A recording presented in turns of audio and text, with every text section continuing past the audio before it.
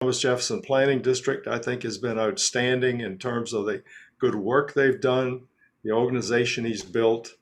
And so when Chip was decided to step in and help the Charlottesville city, I was one of the people cheering and saying, what a great thing. So Chip, it's a pleasure to have you with us today. And take off and tell us a bit about some of the challenges you're facing. I will do that, Grant, and thank you so much. You're right. You're probably one of the first 5 people that I did know and meet here in Charlottesville when I moved here from Baton Rouge. I appreciate your comments of very positive comments. When you heard that I was taking the position that I'm in now, I've heard a lot of other types of comments that maybe are not quite the same. But all of them have been very encouraging. I have to say that. As you said, I've been here 7 years. Moved here to take the position at the Thomas Jefferson Planning Commission. My wife and I, we wanted to move to this area. Her and her family are from Harrisonburg. She did her undergrad work here at UVA. And we had most recently been living and working in Baton Rouge, Louisiana, where I worked for the mayor's office there, overseeing community and economic development and redevelopment. My background, even though I was at the Planning Commission, my background is city management. I've been city manager or assistant city manager in several states, Maryland, South Carolina, and Louisiana, now Virginia. From small towns just outside of Savannah, Georgia, of maybe 2,500 people, up into the suburban, fast-growing area of Carroll County, Maryland, a small city called Taneytown, which was actually just across Big Pipe Creek, away from where Elizabeth was in Frederick, Maryland, not far at all, and a number of friends. And matter of fact, I worked with the now chamber director in Frederick for a number of years. So a very small world. It teaches you you should behave. Sooner or later, it will come back to find you. Lot of work in housing, as well as the economic and community development in Baton Rouge. It's working there was more educational than anything I ever learned in school at South Carolina and in Clemson. And I was also the assistant city manager in Clemson for about 9 years, where we really took on a college and college town type of relationship, and was very lucky. I served on the university president's cabinet for 6 or 7 of those 9 years I were there. So I've been all around, but I'm very, very happy to be in Charlottesville now, working for the city as the city manager. There's a lot to do. We have a lot going on. Walking in right in the middle of budget season has been challenging, I would say, to say the least. Last night, I was able to submit our FY22 budget to the mayor and council on my 2-week anniversary with the city. So there's been a lot of work going on. There's still a whole lot to do. We have a number of leadership positions that is next on our schedule to be filled.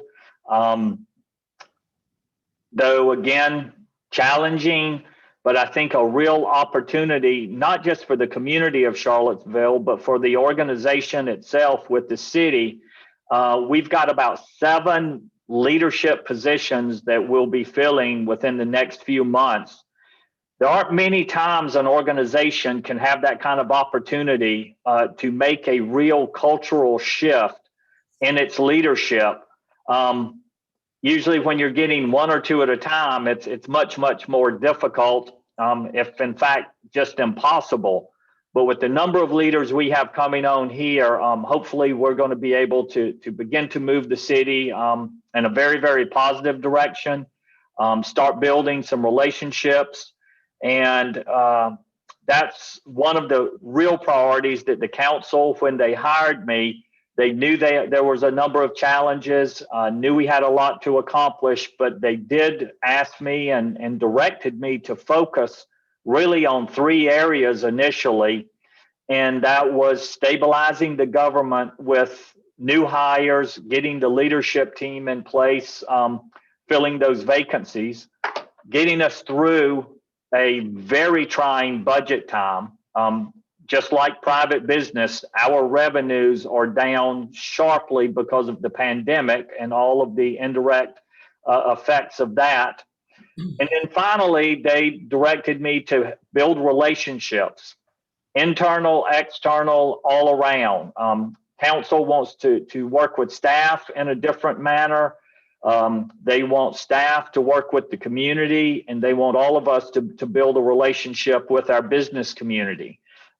So that's why meetings like this is so very important to me, even though it was very important to me at the Planning District Commission. I would attend the Chamber's policy meetings, your regular meetings, and nothing will make me happier than we're having these meetings face to face again.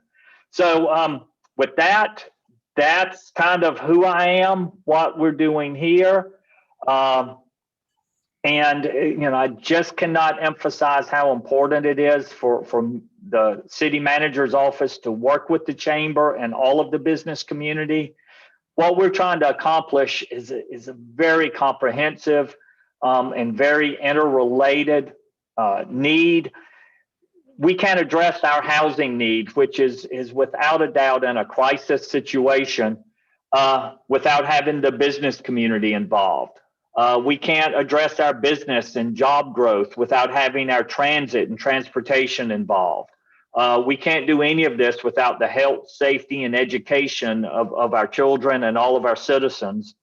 And then the other important thing for the council and the staff here is just making sure as well that all of these types of efforts are done in a very equitable and fair manner across the board. So those are the few things we're trying to accomplish. I'm hoping that you all will be a big help, because we certainly need it.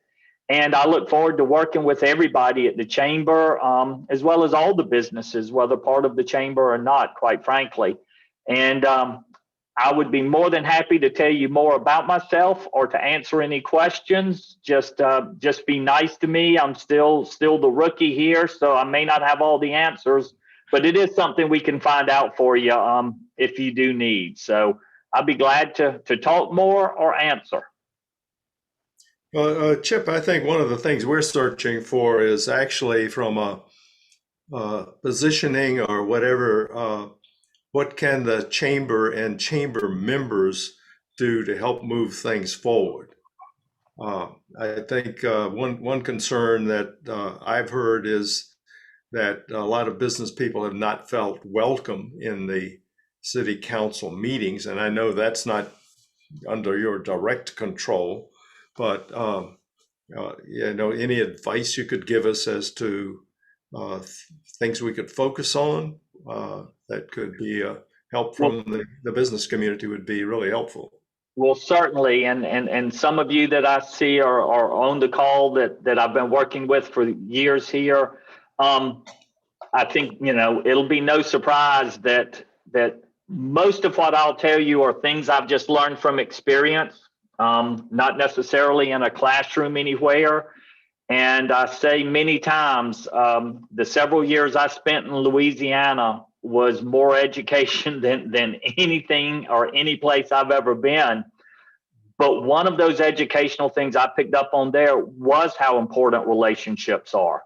And I would say building the relationships with the elected officials and the staff, with myself and with our department heads, having that trust, having that ability to pick up a phone and tell somebody at 1 a.m. their garage door is open, and feeling comfortable about it is the first step. I've been in council meetings where I felt very uncomfortable, and even though I may have been presenting or doing something else there, it wasn't like I was in there 100%. I was always on my guard. Well, I think that the better the relationship we can have, with all of the businesses in the chamber, I think the more communication we'll have, the more trust we'll build, and then we'll actually start to do things.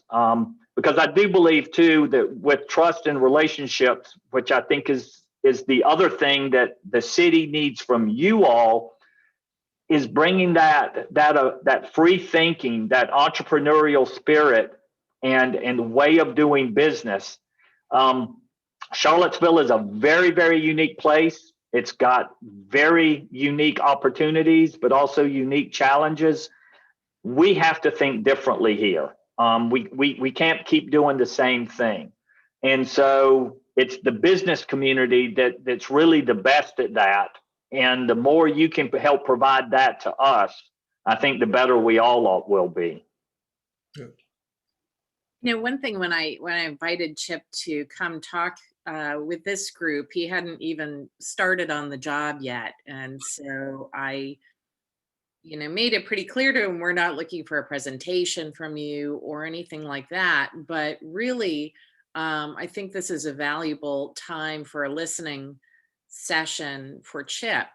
And, I would love for all of you to provide some thoughts or guidance about some specific things that you think he should know about the business community, that maybe the city might need to know about best ways to recover from COVID, as far as our economy goes.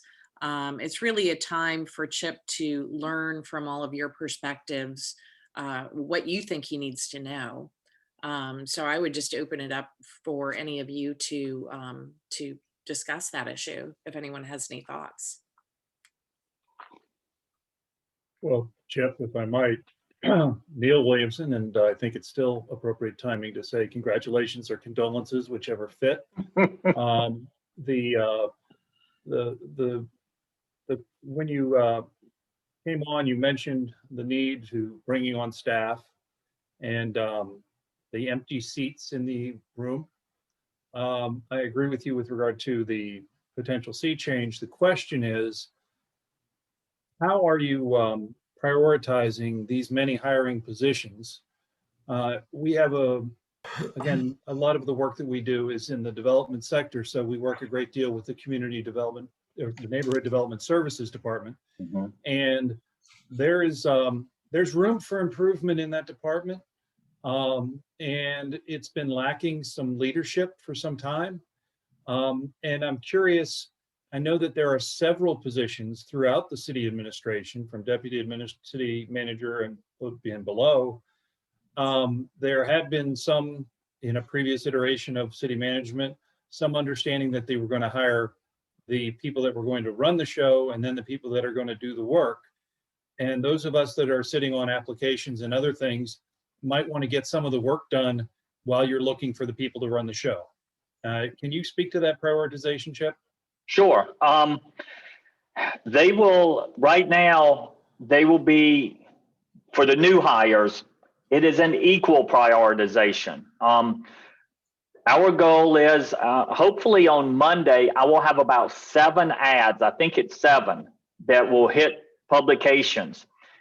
Of those 7, 1 is a deputy city manager that will be over NDS, well, there'll be oversight of NDS, public works, utilities, transit, the operations side. We're also at the same time advertising for the director for NDS. I did not want to take the time, as I think you were describing, Neil, to hire the deputy city manager, then wait for him or her to get on board, then start advertising for a director. We need some people, my terminology that I borrowed from Jim Collins, we need people on the bus now. We can't wait for some of these. And so one of the things that could happen is that if a director applicant looks strong enough, and or we get delayed in the deputy city manager position, I want to have the applications in a file so that we can hire, as quickly as we can. NDS is certainly one of our focus points for the city. We've got a study that I guess is 2 or 3 years old now that I'm not sure what has ever occurred from that study. So we've got some things to work from. We need that strong leader to be able to begin to do that. And we're trying to cover, have a plan A and a plan B in place. In a perfect world, we would make an offer, hire a deputy city manager, and just like I had to do with the budget, we may ask that person to begin work before they even begin work and start working to select out of that applicant pool a director. So that's the game plan there.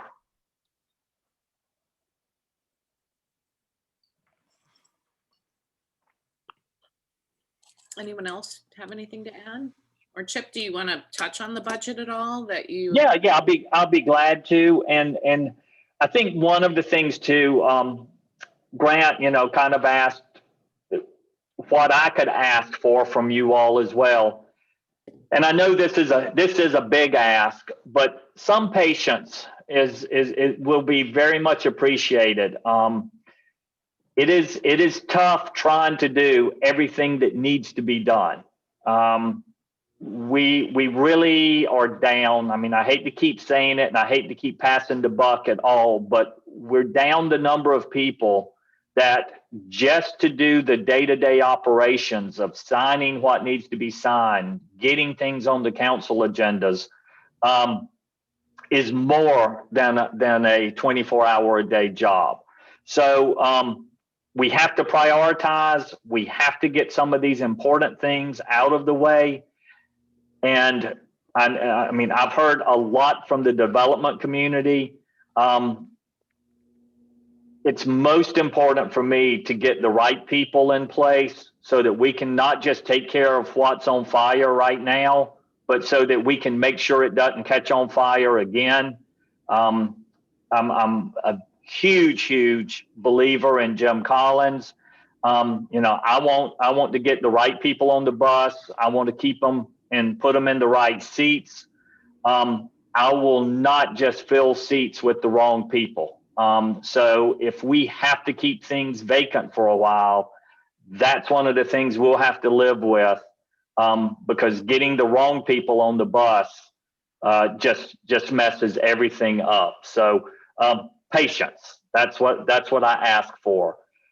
The budget, hopefully if you haven't had a chance to see, staff very quickly made the recommendation early on and followed through with it last night that now, no matter how big a shortfall that we have with city government and city services, which, I mean, we started initially with just under $10 million, narrowed it down to about $4.5 million gap from our decreased revenues, to last night, of course, presenting a balanced budget. But even with our loss of revenues, we knew that right now was not the time to recommend raising any type of taxes or fees. Just would not make sense to us. So the budget we presented was balanced, no new taxes, no increased taxes. And we were able to make it up. Each of our department heads worked very, very closely with our budget office. They worked very hard, and we overall have, except for a couple of small anomalies because of CARES money, we have each of our departments funded at the same level they were at FY21. It's the only way we could make this happen. Now, I will say, and this is without any staff raises in the presented budget. We do anticipate that in the next couple of weeks or before the budget gets approved, we're going to see some improved revenue projections. Things are beginning to make a very positive turn. I hope that they are for each of your businesses as well. And because our money is your money, and then it comes to us. I don't have to tell you that. But we're anticipating some improved revenue projections. And if those materialize, our very first recommendation is to address our employee benefits. Our employees went last year without raises. We're proposing again this year, but just to maintain the quality employees that we do have, we are recommending that should the revenues change, that be the council's first priority to look at. Of course, at this point, it's totally in their hands. So Chip, circling back around to the people aspect for a second, I think a couple of years ago now, I through some request I received from somebody, I think it was on council at the time, I looked at the strategic plan. I think it had over 100 action items. There was an efficiency study with another 80 or so, and there was an employee survey with another 100. And my thought at the time was, if you're in the staff, how do you know what to do with this? So I guess I have to echo that. I think the priorities would be as especially important, just in terms of the staff. And it also, if we in the chamber understand those priorities, then that gives us some direction as to how we and our members might be able to help in that sense. Sure. Well, thank you. And that, one of those things, that boxes that need to be checked is probably that same strategic plan. It's about a year or 2 years now out of date. So not only does it have what, in my opinion, is a non-manageable list of strategies and goals to accomplish, but it also needs to be updated. And that's something that is a high priority for the council as well. And one of the things we've already begun talking with our staff and the mayor and council about is, as soon as we get the FY22 budget put to bed, I'm trying to be the nice guy. I've said I'll give everybody 1 day to take a break, but the following day, we're going to start on the FY23 budget. And part of that is to ask council to develop a strategic plan so that our staff knows what direction to start developing their budgets for. Yeah, in businesses these days, strategic plan looks like a 2-year plan.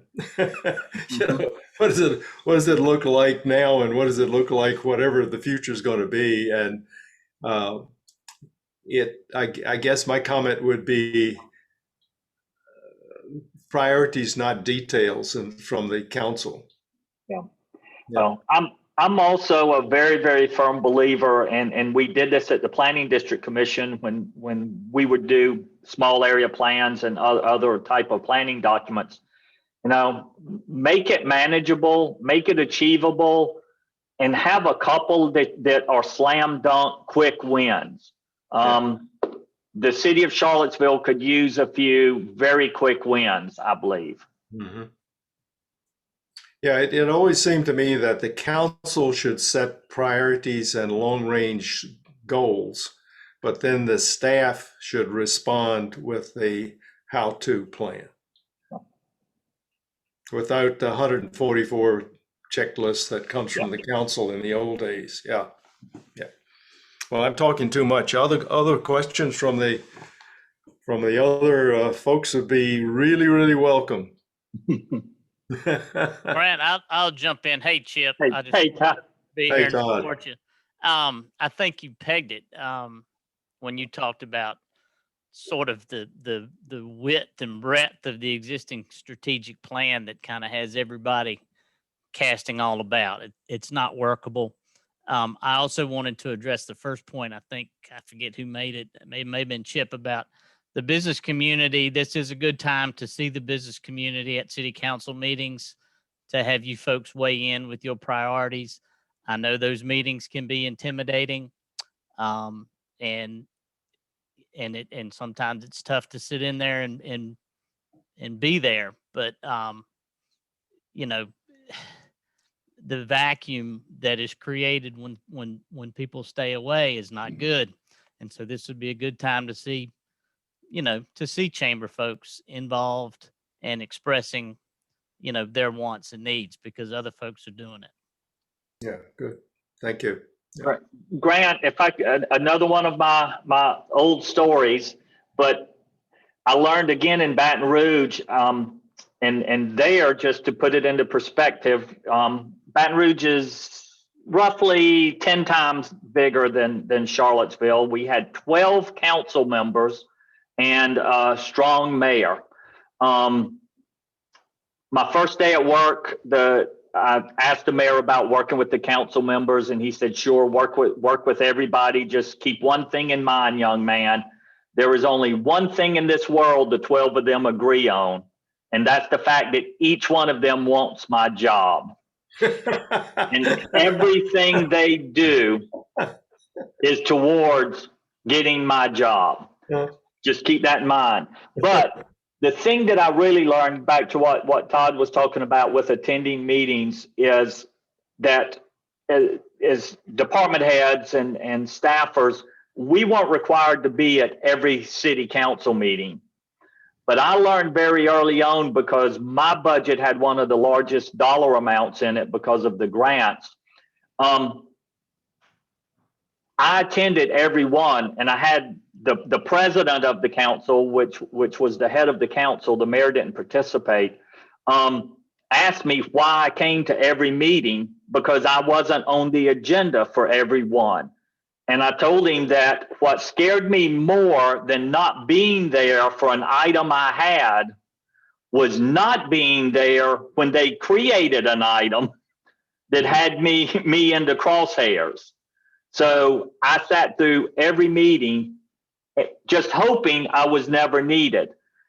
I think it's important to participate. It's important to be in those discussions. It's those that you miss sometimes that can be the most damaging. Mm-hmm. Yeah. Good. Chip, Kirby Hutto here. I'm on the chamber board and also run the pavilion downtown and active with the Downtown Business Association. And I'd like to talk a little bit about sort of as we come out of COVID. Certainly everybody is glad to see the governor is partially lifting our restrictions. I think there's some fear that the city may take its own tack again and put us back in this this yo-yo effect of what are the rules, what's the capacity that we have to work with. That certainly caused some confusion last year when the state would have one set of rules and then the city would go on a different tack. So can you discuss that a little bit and give us as clear a direction as we can get? I can try. And yes, the council during the pandemic has had a history, and they continue to monitor it very closely, of taking a very conservative, safe approach beyond what some of the other standards in the area and at the state level. I can say just 2 weeks ago that the council gave us direction when it comes to some of our sports facilities and parks and recreation to follow the state guidelines and to follow Albemarle County guidelines, which is basically following the states. So I do see a very good understanding that we can't stay the most conservative. And I think, I can't answer for council. They can always change their direction. But right now, I believe that they are definitely seeing that from both a quality of life, outdoor recreation, as well as a business perspective. But at the same time, they're also going to try to be as safe as possible. So if could answer that, trying to sum it up. We're already seeing movements by the city council to follow more of the state guidelines than us developing our own. That's good news. Thank you. Sure. Hey, Chip. I'm Dick with Artisan Construction. Yeah. You had talked about building relationships internally and then externally. But Charlottesville has gone through a recent history that outside of this area and nationally is, it's a black eye. How do we change that perception as we're moving forward so that we are perceived and talked about in the ways that we are talked about nationally?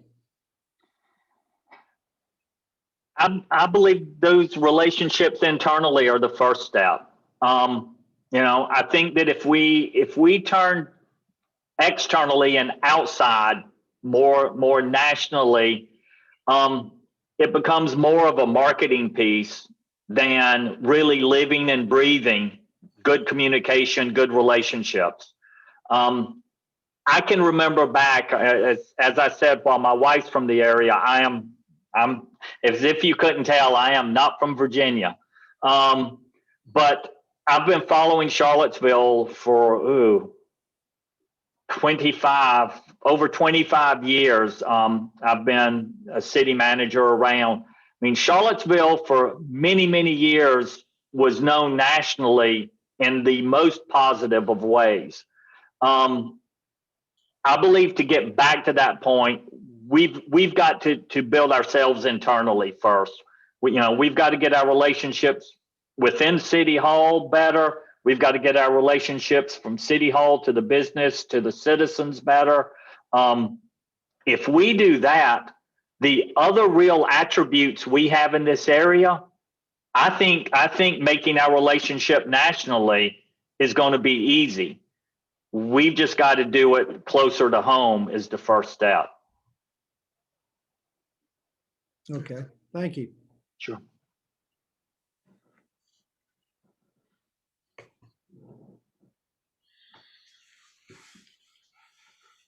What else would be helpful for Chip to know about the work that you do or your industry, or how the city engages with your industry?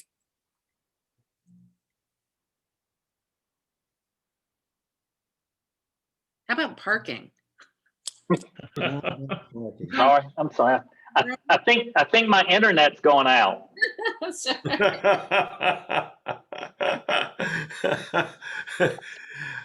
Well, I think parking is a big downtown concern. And Chip, I know you're hearing it now, but the fact that council is talking about taking the new garage off the budget, or at least delaying it a while, I think a lot of us that have followed the parking situation for a while see this garage as replacement parking for the public inventory that we have lost over the last several years, or will lose as projects in the pipeline take place over the next few years.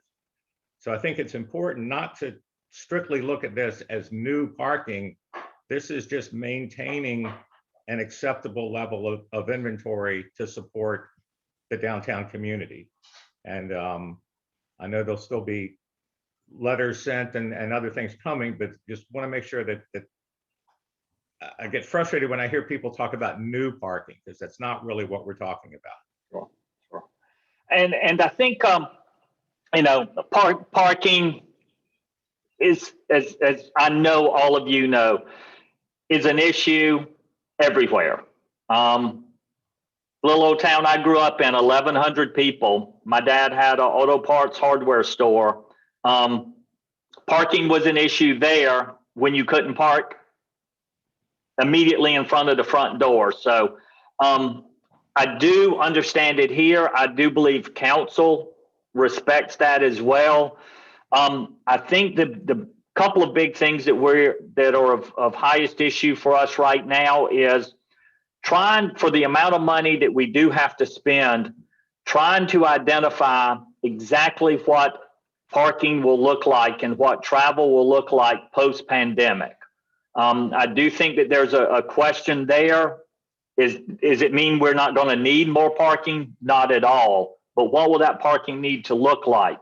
The other thing, and this is what I fall back with everything is, and my recommendations to the council is, we can only do what we can afford to. Our capital improvement plan, just with 3 items, and to me, they're all very, very high priority. Parking garage on 7th Street, West Main Street renovations, of which we've had tens of millions of dollars from the state committed to, and then facility improvements with our public school system. Those 3 requests alone put us way over our bonding capacity. So, this is why the council makes the big bucks. They have to prioritize, in this case, just between those 3 to make 2 of the 3 affordable. And so that's always what I believe it's going to come down to.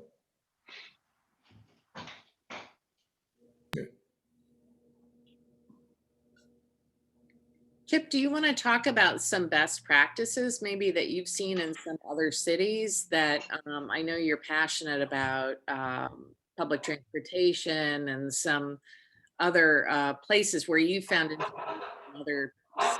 Sure. There's always looking for other comparable cities to get good ideas from. Are there any that inspire you? Well, I mean, and I'll even say as a strategy, and you and I have talked about this quite a bit, I think it would be so worthwhile for a number of reasons for the community, for the local government, and for the business community to visit some type of peer community that we can identify, closely as possible resembles Charlottesville. When I was in Clemson, we did this every 2 years to other college communities, especially land grant universities. But we even visited Charlottesville quite a number of years ago. So I think doing that, one of the things I've identified moving here, our elected officials have very short tenures. And, please understand, though I was born in Savannah, I grew up in South Carolina. We like our politicians to hang around for a while. We're the state of Strom Thurmond, the state of Joe Riley in Charleston. My mayor in Clemson had been mayor for 30 years. We have elected officials there that have seen a lot of how government works in other places. We have quite a turnover here in Charlottesville. I've been here 7 years and not one person on council is here today, was here when I started. Going out, one of the natural visits in peer cities, although we can't go there to visit right now, is Greenville, South Carolina. Even when the pandemic's over, they've got about a 2 or 3 year waiting list before they'll accept people to come by and visit. So that's one, but there are a number of college communities, I believe, that we can take a look at. The other thing is even looking closer at home. You mentioned transit, which certainly is a priority for us. Transit, like parking, is one of those things that we're kind of waiting to see what it's going to look like post-pandemic. So it may take a little while, but Blacksburg, Virginia, they have won national awards with their transit system there. And it's a partnership between the university and the city of Blacksburg. So there are some places even closer to home that we can visit and learn from. But I do think that and I've been part of this in Clemson and in Baton Rouge, where the business community and the local government partnered to take these exchange visits, and they always were beneficial. And even when they weren't beneficial, they were beneficial. I was riding back from Auburn, Alabama with my mayor, and I told him, I said, Mayor, I feel bad about us going for 2 days to Auburn because I didn't learn one thing that we could take back to Clemson and steal and use. And he shook his head and he said, Chip, hold on, you got to look at this differently. Sometimes it's worth a trip to go somewhere and find out, you know what, we're not doing things half bad. We're doing things pretty well. We don't need to learn, or we can't always learn. So taking those trips, I think, are good. The other thing would be helping to, again, build that relationship between our business leaders and our civic leaders. Nothing like getting stuck on a bus, eating out of box lunches to build friendships.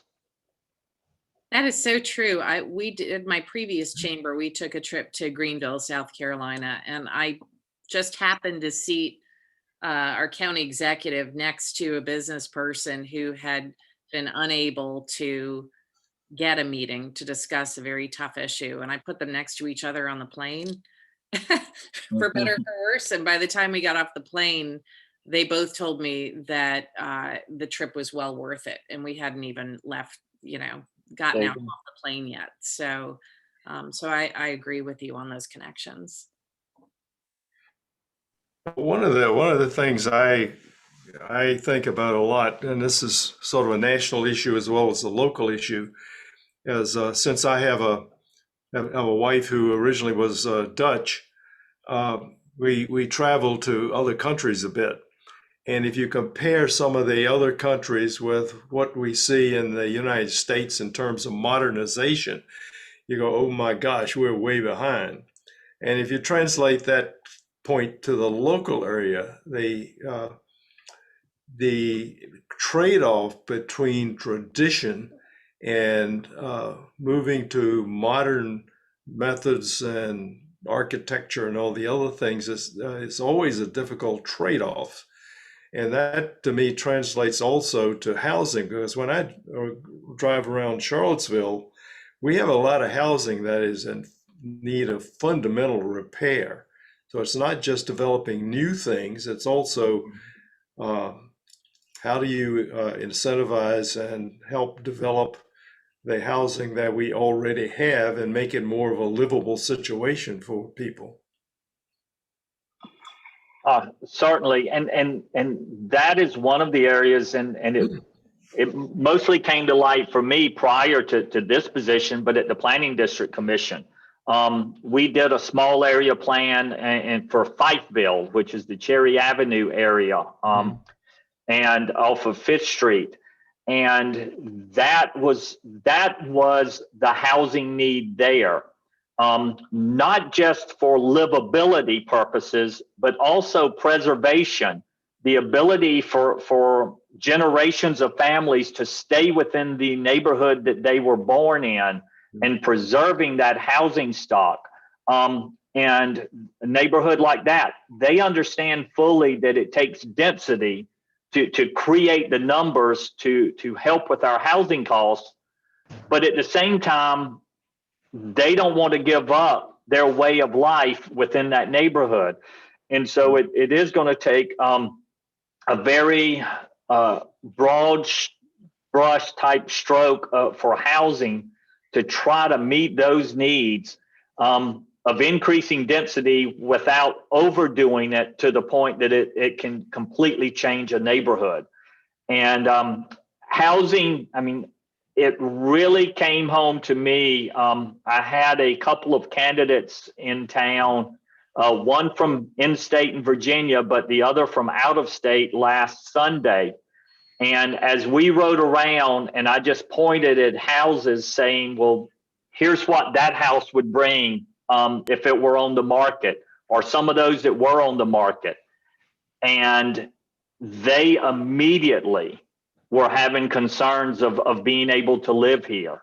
Mm-hmm. And it's really tough for us as a city government when our staff can't afford to live in the community or within the city that they're working.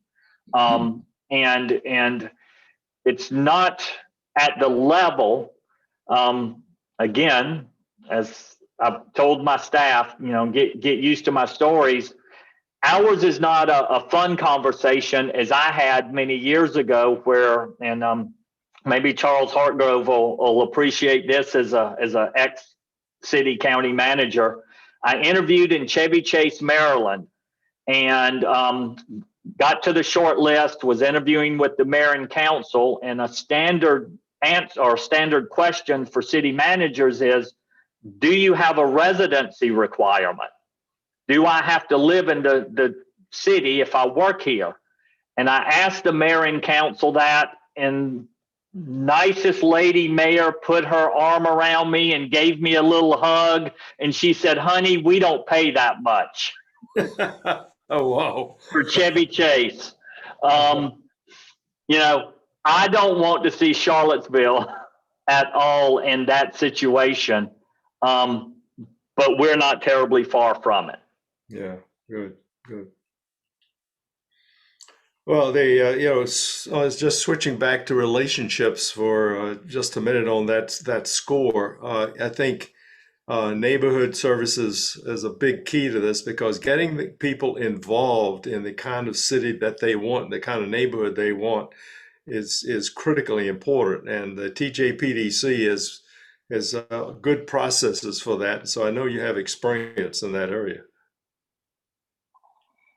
Yes, and most recently we've had a couple of big successes, and that's one of the things is we will spend a lot of time as we're able to develop our programs and processes, is really trying to get more to one-on-one conversations. I mean, sure, it's easy to get 100 people, 50 people, 25 people in a room to talk about an issue. But if you're going to make progress, in Fifeville, we did what we call front porch meetings, where we would go in, somebody would sponsor a small kind of meeting for neighbors and have 3 or 4 neighbors. They would, whoever's house it was, would bring tea or lemonade, and we would have those small group discussions. Something I know Neil is very familiar with is when we were doing the construction for Route 29 at the Rio area, VDOT and spent a lot of money. While they did big meetings, the majority of the conversations were going door to door by foot and telling businesses what was going on, getting their input. That's something we need to do more of here in Charlottesville. Yeah, great. Lisa, your screen popped up on my screen, and I just wondered if you had a question. I didn't have a question. I just wanted to enlighten Chip a little bit. When you said that you hope we're not at the point where some of our employees can't afford to live in Charlottesville, we are at that point. Yeah. I work with some city employees and teachers, and a lot of them have to go outside the city to surrounding counties to live. And it would be great for the possibility even to have some subsidies for them to be able to come in and live in the city in which they work. Sure. When their salaries can't be increased. Yeah. And I would definitely like to see a homeowner program for city employees. Good.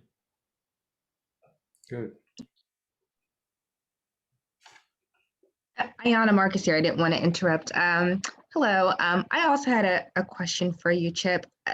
I'm curious, speaking of relationships, philosophically, how do you see resident participation in influencing decision-making, especially as we're looking to hire that, deputy director for race, equity, diversity, and inclusion? There's different philosophies around, paying folks for their time, non-traditional methods beyond the city council meetings as far as getting them to serve on boards and different things like that. So just curious around your philosophic mindset around, getting resident involvement, having their voices heard in these decisions. Sure. I'll start by saying that we cannot leave any stone unturned looking for people to participate. This was a very big struggle that we had with the Planning District Commission of getting the people most affected by the decisions. Well, we didn't really make decisions, but the recommendations that we were making with transportation issues, getting everybody to the table, because it is very, very difficult. I mean, I don't have to tell you all. It's very close to home for me. I was a single parent with 2 children for about 10 years. If you're working 2 jobs, a single parent, you don't have time to come to a meeting of 50 people. So going out to the people, reaching everybody with information, and to be specific with one of your points, I think, and we did this at the Planning District Commission as well, we did give stipends to people who were needy and needed that to be able to attend and participate in the community discussions. It's just so important. And the money for us was, I mean, that was a great, it wasn't spent, it was invested into the community members to get their voice. Because so often, especially, and I've worked with so many planners, you know, we look at things at the higher level when in fact, people just want something to make their lives easier. You know, one more reference to the Cherry Avenue Fifeville project. We went in there initially looking at, okay, what do you want? What is your vision for this community in 20 or 40 years? The community quickly told us, we need the water fountain at the park fixed. We aren't looking at what apartment complexes. Here are things that we need right now. That's what'll make our life better. That's the kind of input, and whatever it takes to get it, we have to do it. And that means, you know, a very, very diverse cross section of our community to get that. So I think we have time for one more question. Charles, do you want to ask your question?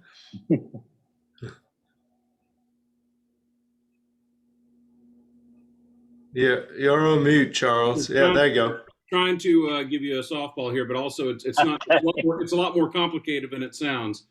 You know, tell us about the importance of the city working effectively with other local governments in the region and economic development entities. I know some people look at that as well, that's something that ought to be going on a regular basis, but not every region has that strong collaboration and partnership with the CAOs and other folks at all levels. So if you could maybe tell us about that. Sure. You know, again, and no secret about my belief in regionalism. You know, it's the key. Especially for the city of Charlottesville, which is the hub of our region. I mean, this is where a lot of the activity is happening. It's where the population base is. It's where UVA is. And I believe the other thing that does make our region very unique is if we are a wheel, the core of that wheel is quite different than the immediate spokes outside of it. And they're quite different than the wheel itself outside of the spokes, where, you know, you may have Charlottesville, then the urban area of Albemarle, and then the Louisas, Greens, and Nelsons. It's still the hub that attracts people to the whole region, but those on the outer layers, you know, they see economic development very, very different than we do in the center in Charlottesville. Working together, and as an example, I think there could be no better example than what Louisa County is trying to do, is build a very large regional business park right off of I-64. They would be trying to attract business that Charlottesville just, you know, number one, it couldn't accommodate it land-wise. Number two, it would not meet our bigger vision of what we would like to see within our community. But it doesn't mean that we wouldn't benefit greatly from that development in Louisa. And I think that for Charlottesville, we need to consider investing in those types of economic development projects. The other thing is, and this was so evident at the Planning District Commission, all of these issues are intertwined. Louisa could not handle the housing that's necessary. And so, you know, you have to move closer into Charlottesville. We need a transit. We need a transit system. And a 50,000 population city really can't support the type of transit that we need. It takes that partnership with Albemarle County to grow that. We really, in my opinion, also need that partnership from UVA, and we could have a transit system that would be second to none. So, you know, all of this has to work, you know, not even touching on the education system. And we're very lucky here with PVCC. You know, they do an incredible job. They do an incredible job for the entire region. You know, it is certainly a team effort that just because economic development is occurring outside of our boundaries does not at all mean that it's not directly important for us.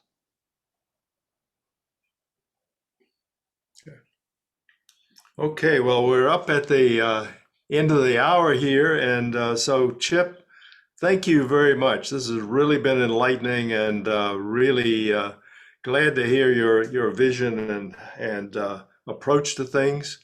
And let's hold hands and move toward the future. Will do. Thank you all for having me. You know, I'll come back anytime. And I look forward to, as time permits, to participate with the chamber in any number of things. Just, you know, like the other 49,000 people in Charlottesville, I'll just be happy when it's face to face again. Well, thank you so much, and thanks to all of you for attending as well. Yeah, and I just wanted to add one last thing. Sorry to step on you, Grant, but Chip, feel free to use us as a sounding board, particularly this committee. You know, we want to help kind of be a think tank for you when you need some outside thoughts from that'll help inform your decisions. So please, anytime we can help in that way, let us know. And I will do, and you do the same. You've got my number. Great. Yeah. Good. Thank you so much. Thanks everyone. Thanks, everyone. Thank you. Take care. Thank you.